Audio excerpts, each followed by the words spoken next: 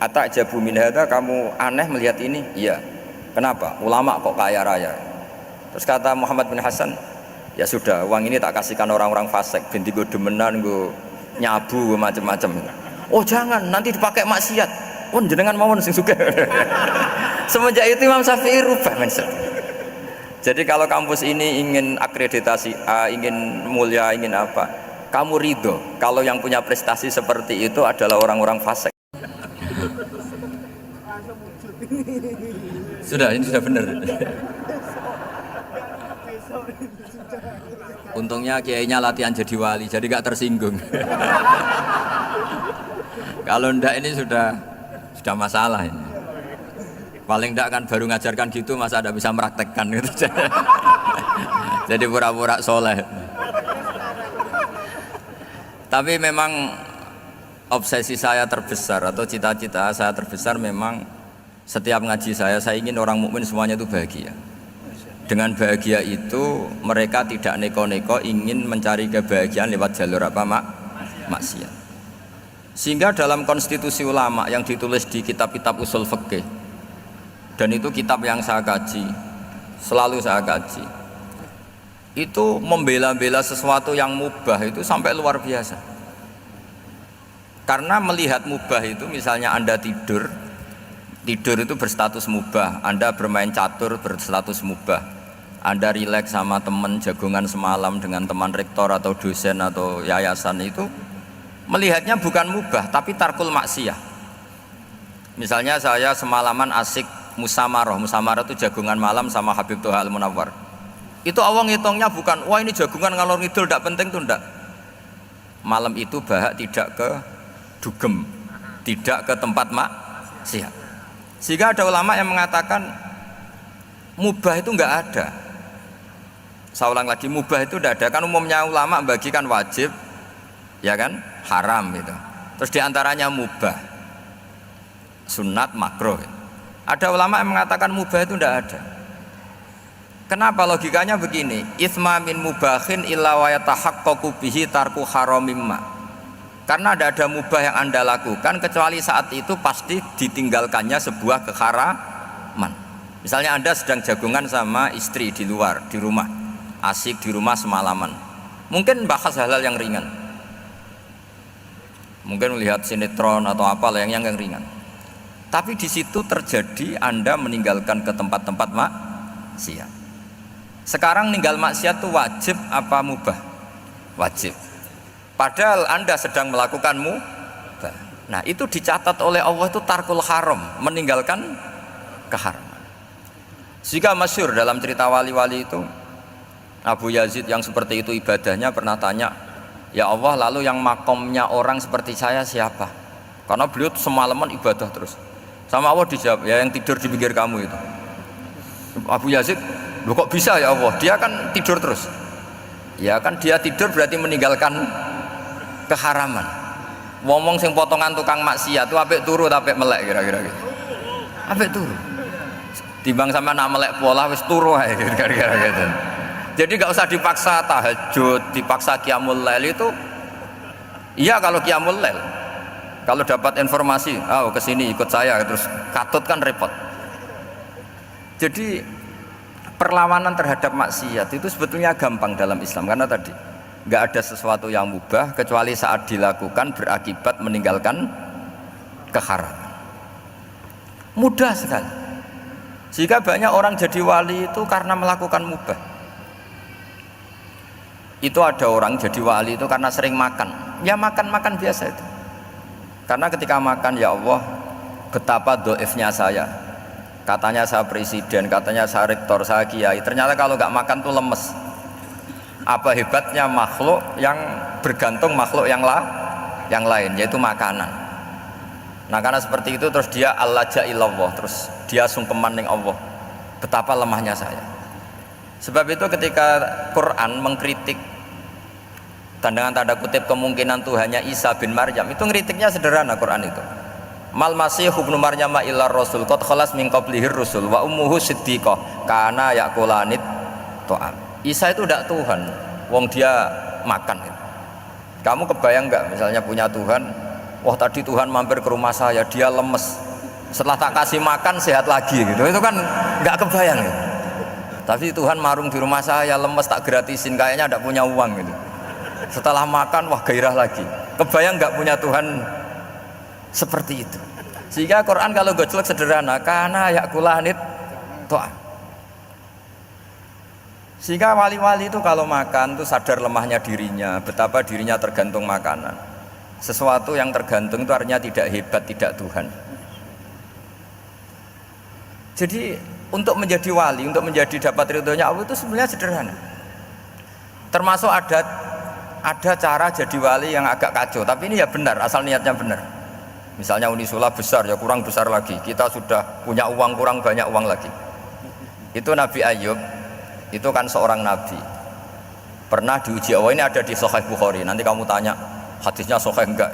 Ini ada di Sahih Bukhari. Kadang orang kota itu aneh, enggak ahli hadis tapi tanya, sahih enggak? Gitu. Padahal andekan dibodoni sahih ya ngandel saja gitu. Jadi kadang ya aneh. Oh enggak tahu kok tanya gitu. Itu Nabi Ayub itu sudah kaya, pas itu sudah kaya, bukan cerita yang masih miskin, memang sudah kaya. Beliau di kamar dihinggapin satu belalang dari emas. Setelah belalang itu dikejar, ternyata yang jenis itu banyak, semuanya dari emas. Ngambil sana sini, ini yang kesak ini dipenuhin, saku ini dipenuhin, sampai banyak. Sama Allah digojlok, kamu itu nabi saya, kenapa kamu mengumpulkan harta sebanyak itu? Kamu itu nabi saya kok rakus itu? Jawabannya Nabi Ayub unik. Ya Allah, siapa yang bisa kenyang dari rahmatmu? Ya, jadi kalau kamu punya uang 1 miliar, kok ingin 1 miliar 100, ingin 1 miliar 200, itu cara ngitung bukan uang. Ya Allah, siapa yang bisa kenyang dari rahmatmu? Karena rahmat Allah tidak terbatas. Sudah Gusti, tenang saja, meskipun saya gini rahmat Anda tidak akan habis. Sehingga waroi ada ilmunya, tomak juga ada ilmunya, termasuk ragus itu juga ada ilmunya. Misalnya begini, ini contoh ragus yang ada ilmunya begini. Ini saya beri contoh, mungkin yang boleh niru orang-orang soleh, kalau nggak soleh jangan. Imam Syafi'i, ini cerita nyata. Imam Syafi'i itu dulu ketika ngaji masih muda itu nggak suka sama guru yang kaya. Kebetulan dia punya guru miskin terus, namanya Sufyan As-Tsauri, itu miskinnya Masya Allah. Sufyan bin Uyainah juga miskin, jadi dia miskin punya guru miskin terus, sehingga idolanya ya sama guru-guru yang miskin. Suatu saat guru-guru ini menyarankan dia ngaji Imam Malik. Imam Malik tuh kaya raya. Itu babutnya Imam Malik kalau diinjek itu mata kakinya tidak kelihatan saking halusnya. Kalah Indonesia lah, kalah. Itu Imam Malik tuh gaya.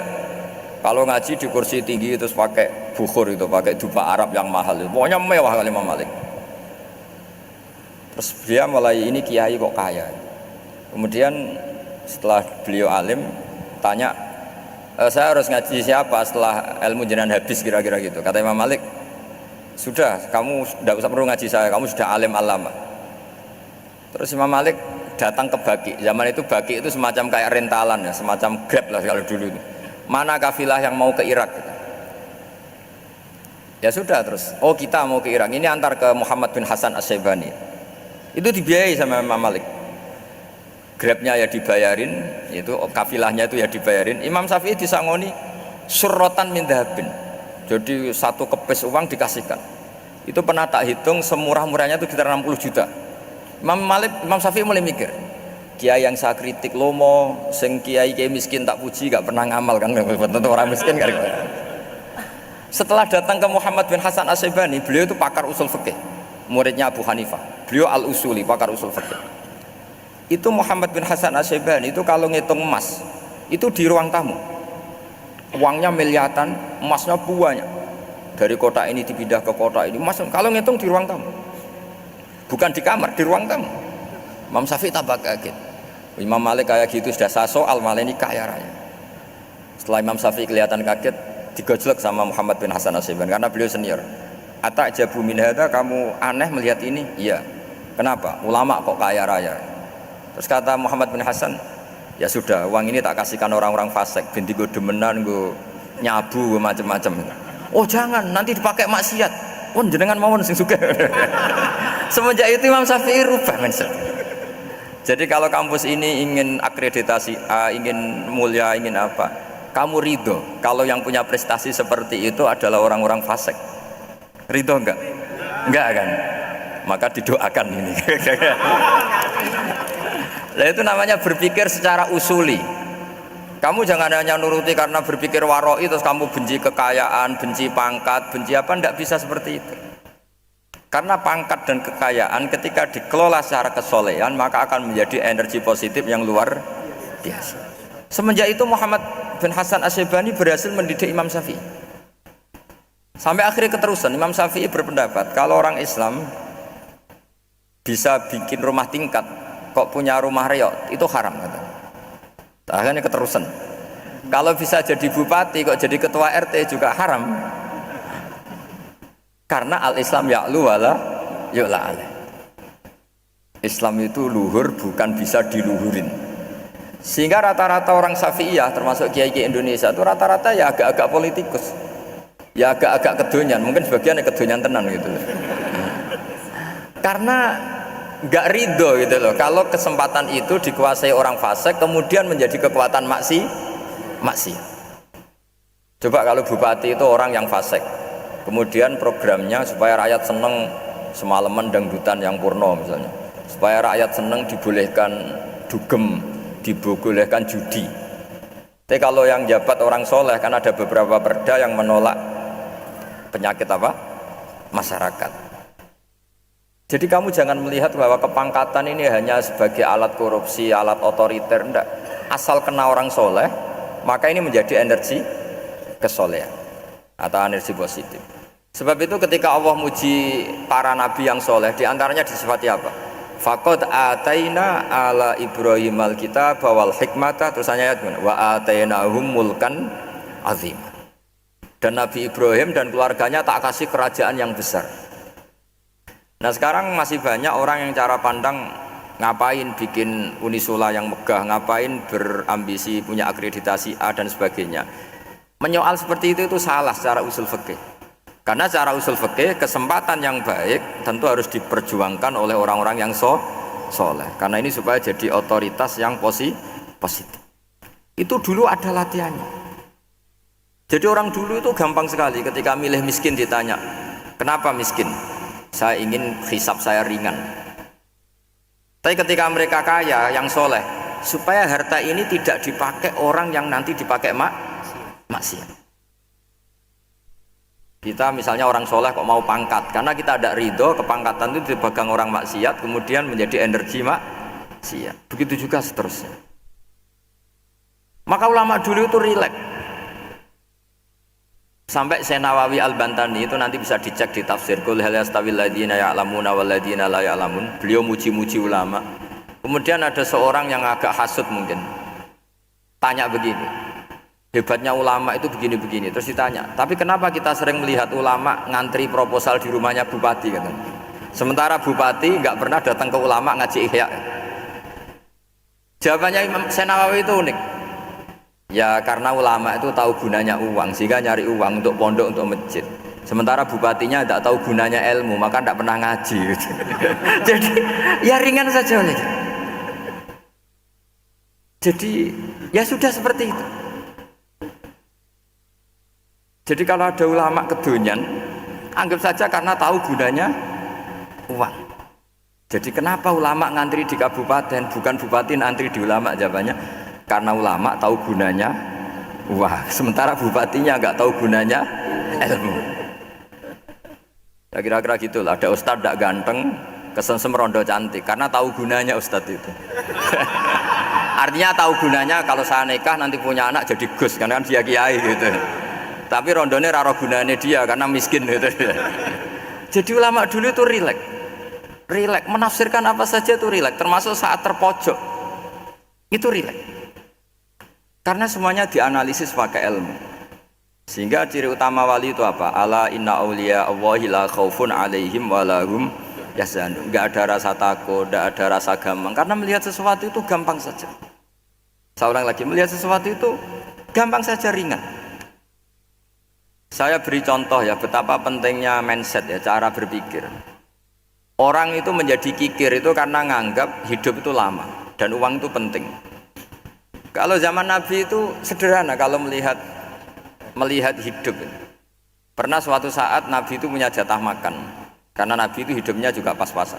Jadi Nabi itu unik. Beliau di satu sisi kaya raya, bisa ngurmat Abu Hurairah, Ammar, Suhaib. Ashabu Sufa itu dirawat Nabi semua. Itu kan kaya, bisa ngerawat sekian orang. Tapi di sisi yang lain untuk pribadinya beliau miskin. Kadang nggak bisa makan hari itu.